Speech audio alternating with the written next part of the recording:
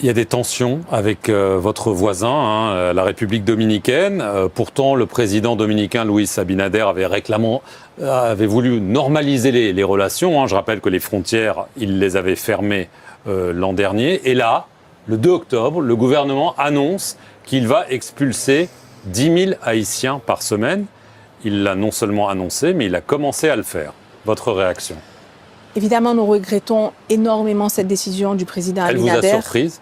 Elle nous a surpris étant donné qu'il avait été conclu qu'il y aurait un climat de rapprochement entre les deux pays et que cette date du 2 octobre marque l'anniversaire d'un massacre tragique à l'encontre des Haïtiens qui avait été conduit par un dictateur dominicain, Trujillo, et que la décision d'appliquer une telle politique migratoire souveraine, soit-il, mais qui porte en elle des caractéristiques discriminatoires, où nous voyons déjà dans le flux la manière de rapatrier les personnes, que leurs droits fondamentaux ne sont pas respectés, que le seul mécanisme de sélection semble être la couleur de leur peau, et qu'ils arrivent en dehors de tous les prescrits des traités internationaux établis en la matière, c'est-à-dire en dehors des points et des zones établies pour le rapatriement, en dehors des heures établies et sans aucun registre nous permettant de certifier qu'ils sont effectivement de nationalité haïtienne. C'est d'ailleurs le cas, nous avons déjà reçu des citoyens jamaïcains, américains, Belize qui ont atterri en Haïti. C'est du racisme d'État?